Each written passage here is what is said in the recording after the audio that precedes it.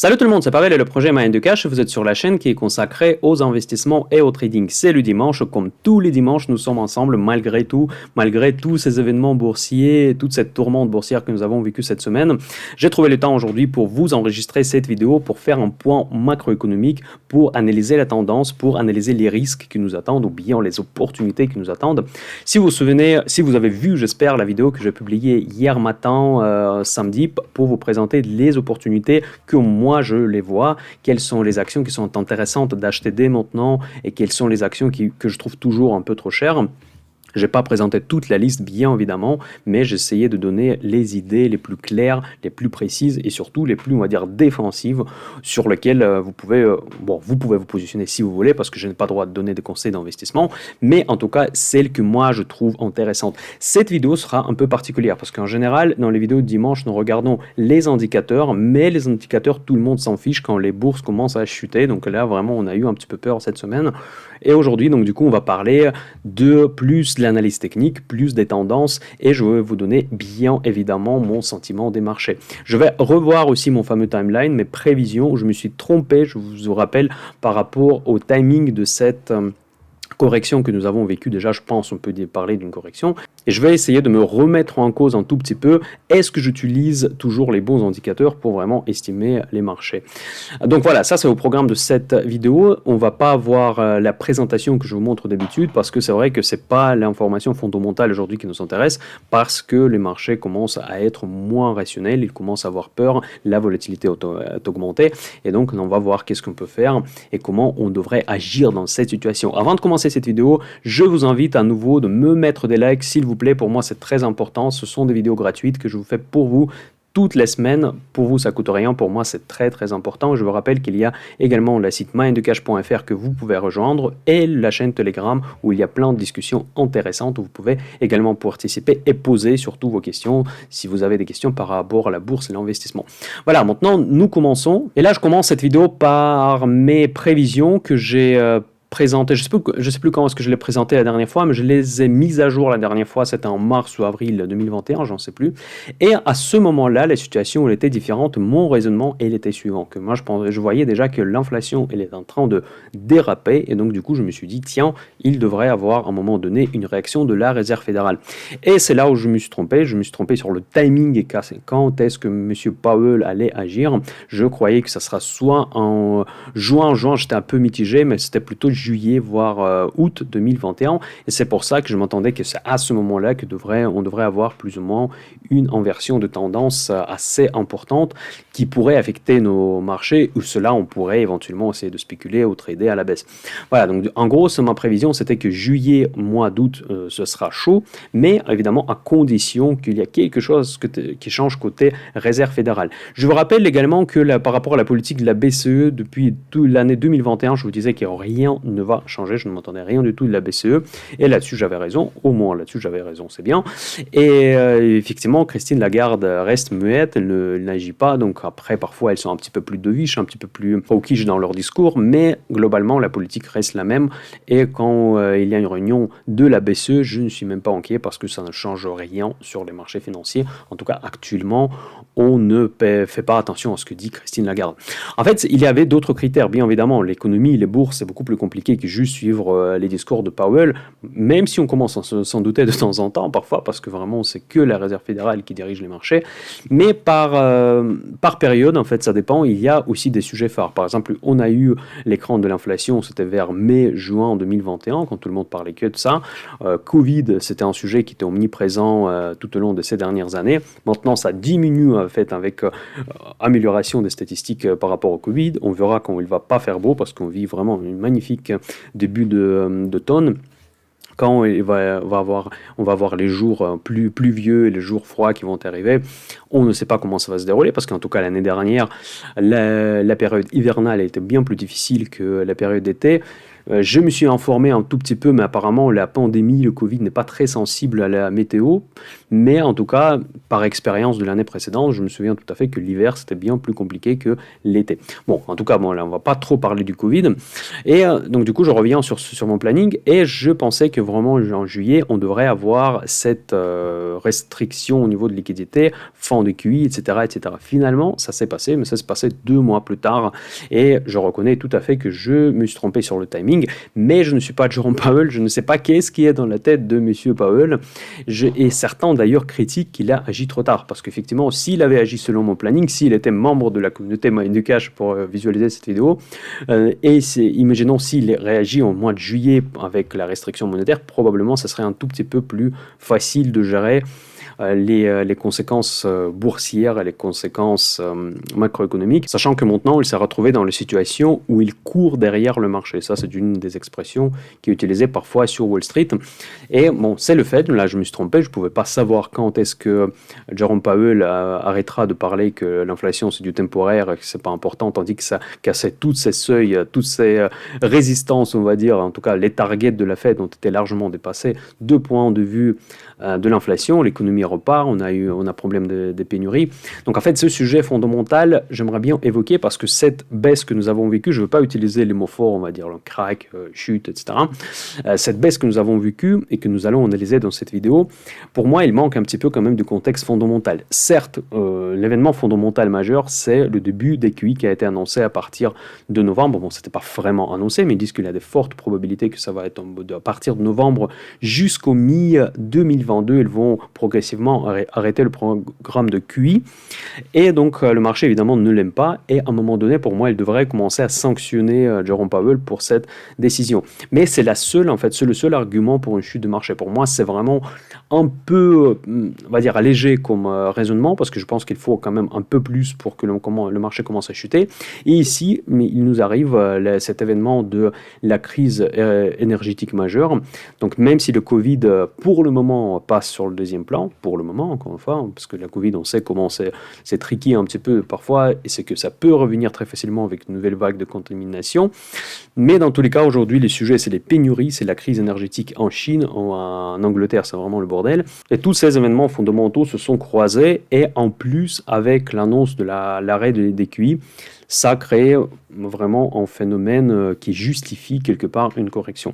À quel point elle sera profonde, j'en sais rien, mais on va regarder l'analyse technique tout à l'heure pour essayer d'anticiper quelque chose.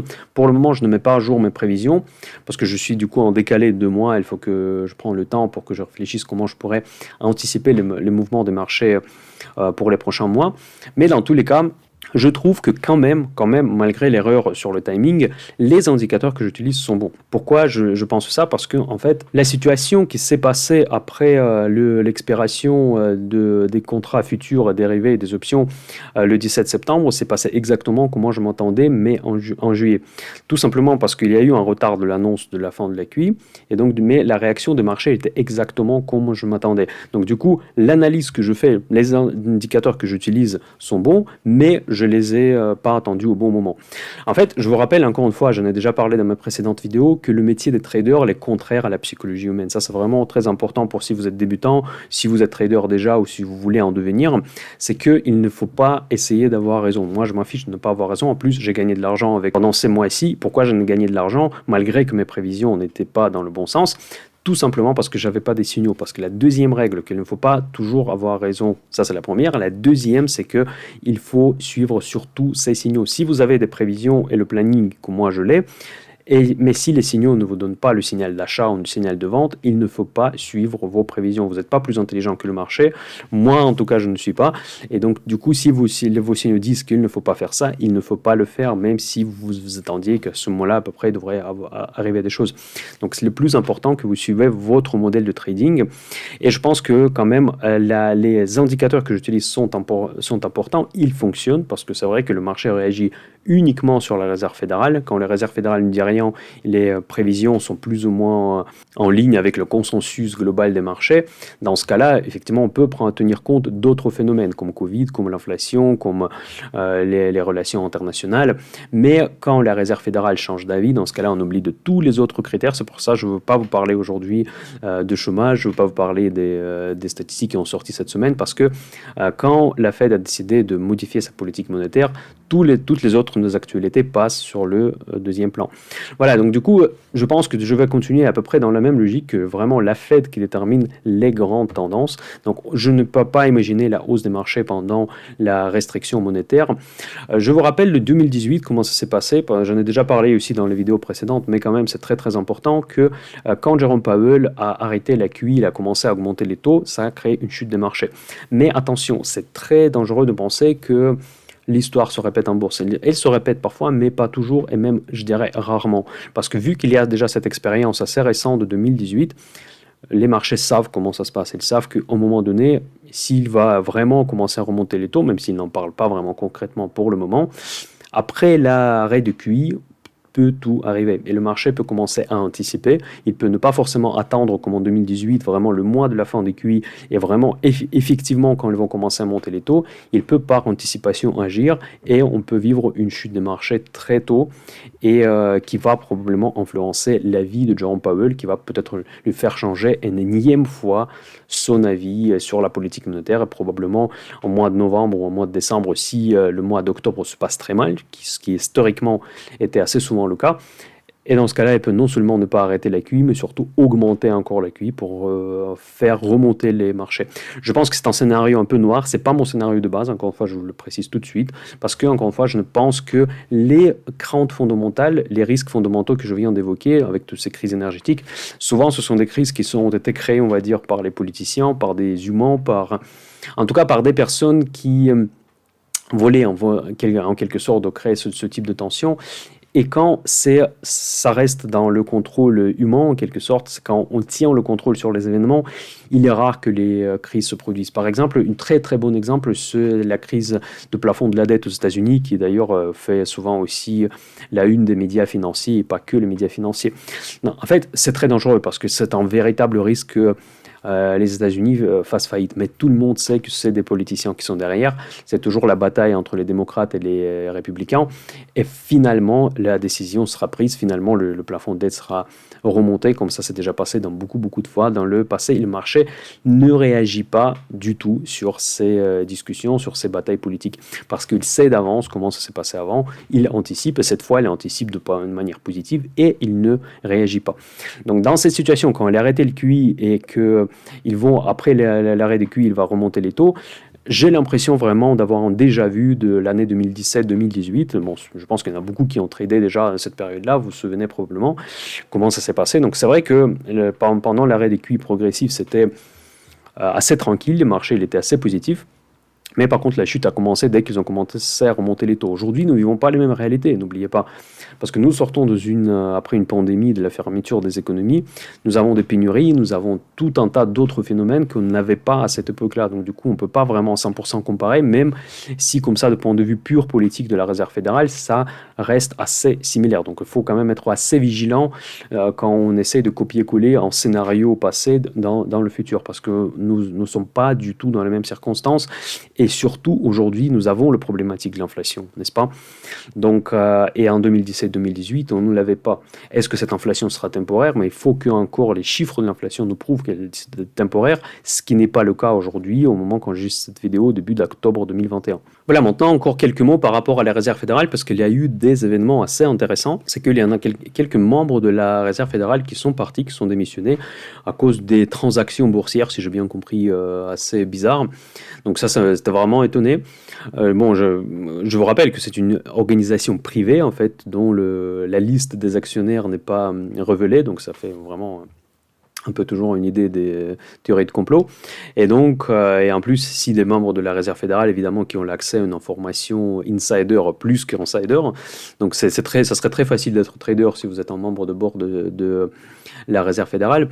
Et donc, apparemment, il y a eu des histoires comme ça. Et une sénatrice démocrate, Elizabeth Warren, elle a appelé Jerome Powell comme un dangerous man. Donc ça, c'est vraiment quelque chose qui m'a beaucoup étonné.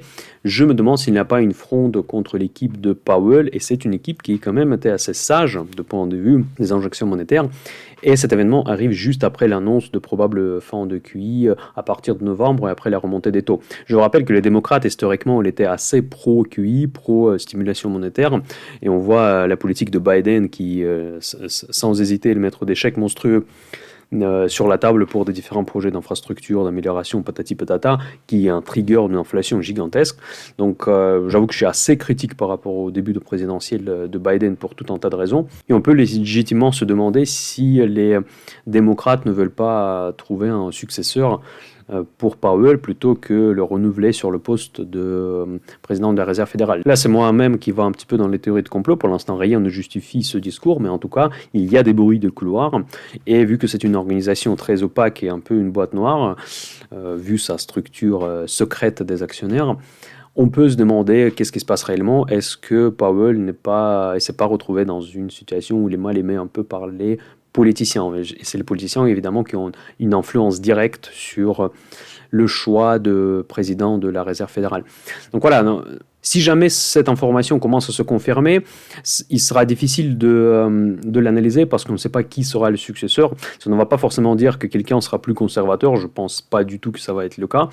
Ça sera plus quelqu'un qui est monétariste, qui va être pas grand partisan de nouvelles injections et probablement voir annuler le programme de l'arrêt de QI de Jerome Powell. Je ne sais pas s'il y a un lien entre les deux, je pense que c'est beaucoup plus simple que ça doit être juste une politique. Powell, c'est quand même quelqu'un de l'époque de Trump, peut-être il y a aussi ça qui affecte cet mécontentement de la part des démocrates par rapport à Jerome Powell, mais on verra bien, on ne va pas aller trop loin dans les hypothèses politiques, on va rester dans notre domaine purement économique et boursier.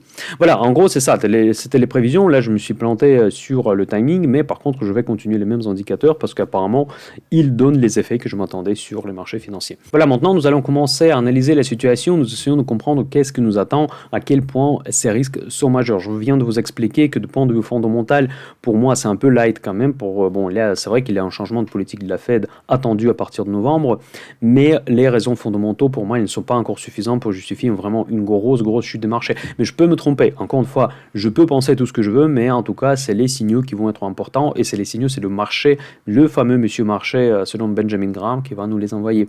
Donc, et on va commencer par quoi? Qu'est-ce que Monsieur Pavel vous a appris dans le projet Mind the Cash? C'est qu'il faut toujours regarder les taux longs. Les taux longs, ça détermine vraiment les gros risques parce que c'est vraiment des grosses sommes qui sont concentrées sur ce marché. Ici, il y a des mouvements tectoniques sur ce marché-là. Dans ce cas-là, on peut se demander qu'est-ce qui se passe. Donc là, on va naturellement commencer par le marché des taux.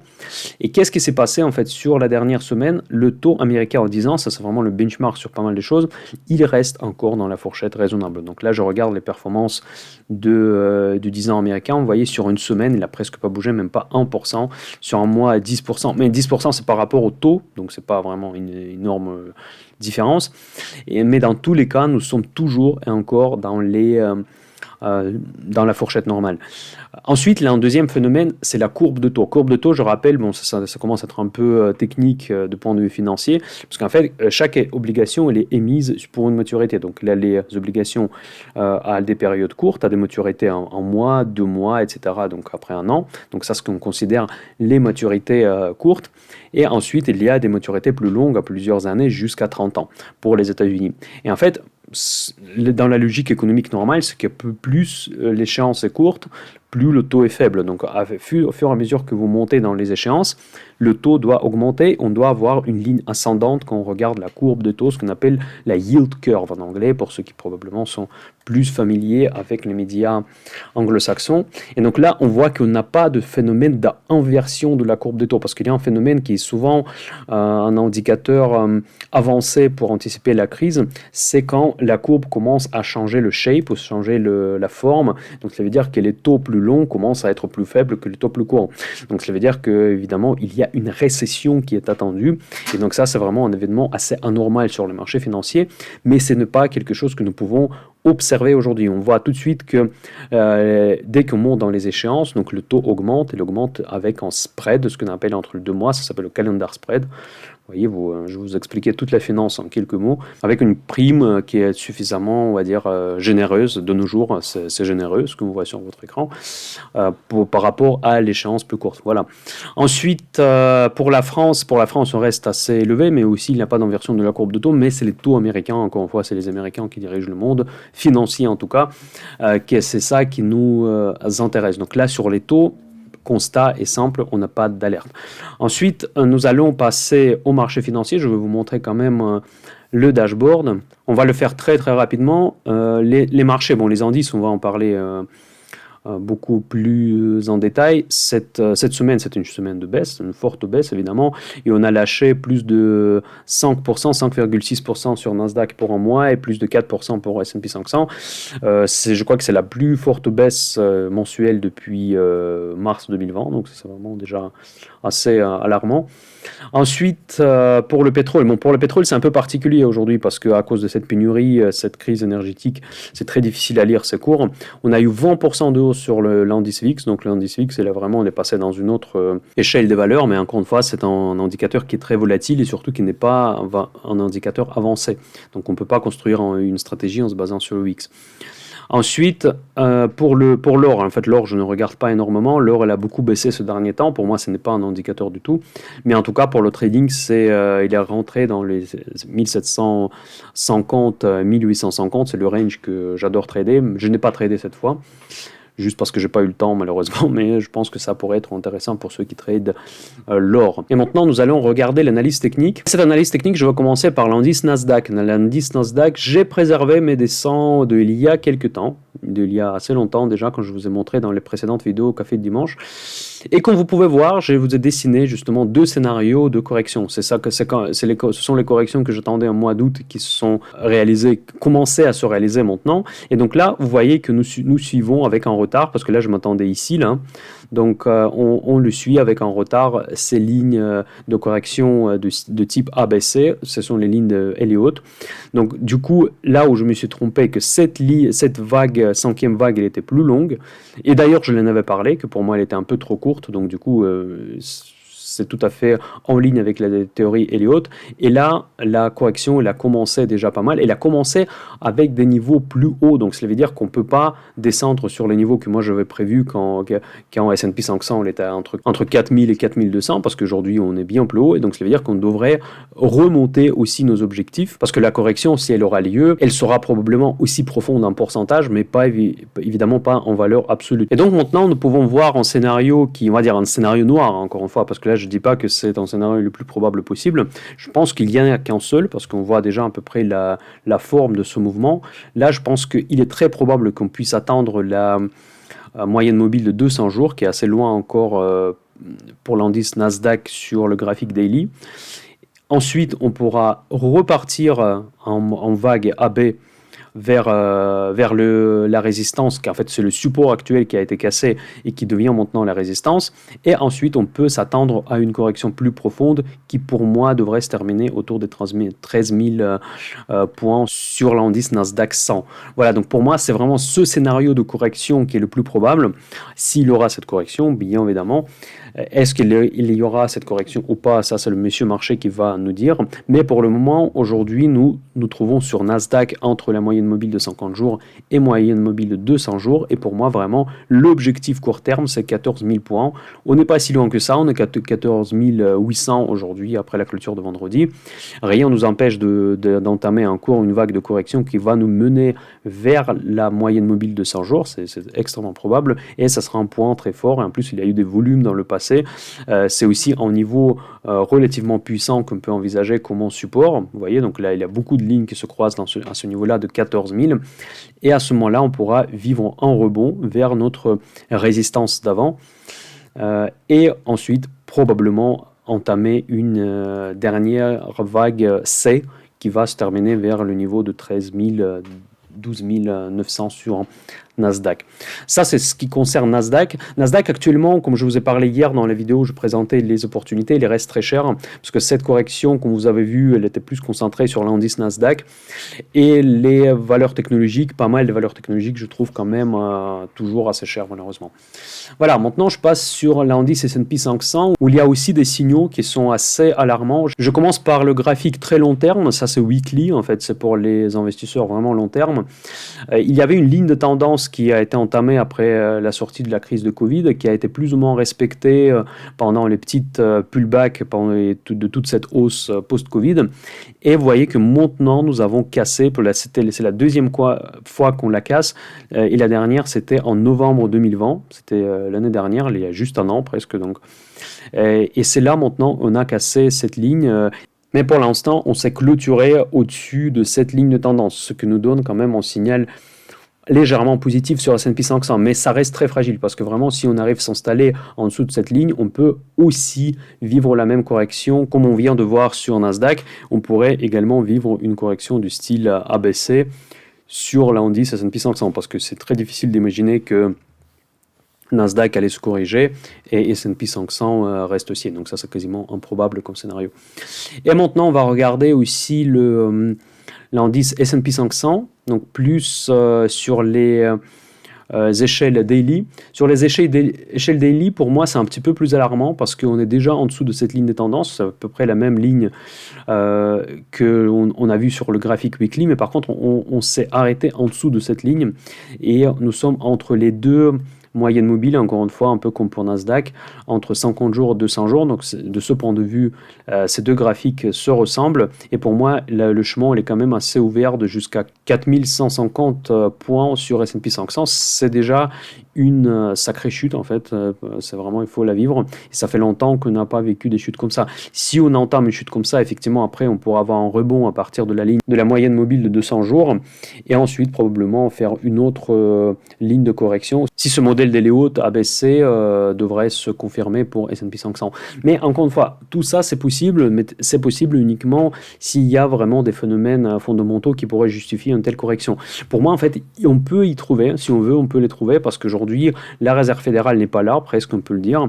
S'ils confirment leur projet de retrait des quantitative easing au début de novembre, mais c'est une quasi-certitude, en tout cas c'est le consensus des marchés, s'ils ne font pas la marche arrière, et s'il commence à reparler encore de l'augmentation des taux, ça peut créer un signal baissier très très fort au début de novembre, encore une fois. Donc j'ai du mal un petit peu à estimer comment le marché va vivre le mois d'octobre. Ça va être volatile, c'est sûr. Moi, je prends des protections, encore une fois, pour mon portefeuille. J'ai très bien géré d'ailleurs cette fin de mois de septembre grâce à deux choses. La première chose, c'est la diversification. Encore une fois, je vais vous parler de la diversification comme la meilleure façon de protéger votre portefeuille. Donc en fait, j'étais exposé sur des valeurs qui étaient peu corrélées avec les marchés. J'avais évidemment des valeurs de prédilection que je vous connaissais, je pense déjà, si vous me connaissez depuis un moment, c'est les valeurs de la catégorie A que j'achète systématiquement, mais aussi j'avais une grosse exposition sur deux secteurs qui sont peu corrélés avec le marché. C'est le secteur des petites biotech. Vous savez que j'aime beaucoup les biotech, j'investis beaucoup de manière très diversifiée, et j'avais aussi une exposition sur les énergies renouvelables, également à peu près de la même manière. Je suis un petit peu moins diversifié sur les énergies renouvelables, mais j'ai quand même aussi beaucoup de petites entreprises dans mon portefeuille. Et ces entreprises, en fait, ils n'ont pas vécu nécessairement les mêmes dégagements comme ont vécu par exemple les sociétés technologiques. Aujourd'hui, je suis exposé sur la tech, même beaucoup moins. J'ai peu de valeurs, si vous voulez, de la catégorie D, catégorie C de la tech, mais j'en ai beaucoup de valeurs, en fait pas beaucoup de valeurs, mais beaucoup en termes d'exposition, sur des valeurs de la grande tech, style Amazon, Microsoft, etc. Donc ça, j'en ai, mais pas sur des petites valeurs qui ont que des projets, que des rêves. Et ce sont ces valeurs-là qui ont beaucoup de valorisation aujourd'hui, qui sont corrigées beaucoup sur le Nasdaq, et je trouve toujours qu'elles restent encore très chères. Donc déjà, le premier point qui m'a protégé pendant cette correction, c'est la diversification. La première chose, j'étais sous-exposé sur la tech, mais par contre, j'étais largement diversifié sur le reste. Mon exposition sur les sociétés pharmaceutiques, en général, elle reste très importante. Et ensuite, la deuxième raison pourquoi mon portefeuille n'a pas souffert pendant cette correction, c'est que j'avais des protections avec des structures optionnelles qui s'appellent Bear Spreads. Je les présente dans le groupe Option Invest. Donc, en gros, c'est une structure optionnelle. Je ne peux pas la présenter ici dans l'espace public parce que ça nécessite des connaissances dans la matière des options. C'est pour ça que j'ai créé ce club Option Invest qui va d'ailleurs être rouvert prochainement dans les prochaines semaines. Donc voilà, ce sont ces deux facteurs qui m'ont aidé de bien gérer ce portefeuille pendant cette correction boursière. Et maintenant, pour le mois d'octobre, comment je suis positionné? Donc là, je n'ai pas réduit mon exposition, au contraire, j'ai profité des opportunités, mais en même temps, en parallèle, j'ai augmenté mes assurances, si vous voulez. Donc c'est un peu la stratégie que j'implémente aujourd'hui. Oui, j'achète les semi-conducteurs, j'achète certaines sociétés de la catégorie A, en fait tout ce que j'ai dit dans la précédente vidéo. Mais par contre, j'augmente en même temps les assurances qui me protègent en cas vraiment d'imprévu sur le marché financier global. Et aussi, je m'intéresse beaucoup, je continue à m'intéresser au marché chinois. Actuellement, j'ai pris quelques valeurs en direct sans passer par les options. Sur le marché chinois, notamment dans la voiture électrique, bon, beaucoup de différentes actions, mais pour le moment, je garde mon exposition sur le marché chinois en dessous de 10% de l'exposition totale de mon portefeuille. Donc du coup, à peu près 8% de mon portefeuille sont investis dans les valeurs chinoises. Voilà, en gros, c'est ce que je voulais vous présenter dans cette vidéo. J'espère que ça vous a plu, j'espère que ça vous donne quelques idées qu'est-ce qui peut se passer sur les marchés. N'oubliez pas une seule phrase qui résume tout ce que je suis en train de vous dire. Quand la Fed n'est pas là, il y a toujours l'incertitude. Donc la Fed ne sera pas là à partir du mois de novembre. Le marché anticipe toujours, donc il commence à anticiper dès maintenant. Et c'est pour ça que nous avons vécu cette correction. C'est pas parce qu'il y a une pénurie énergétique, pas parce qu'il y a le Covid, etc., c'est parce que la Fed n'a pas rassuré. Pour une fois, il n'a pas rassuré. Tout de suite, on voit cette réaction sur les marchés financiers.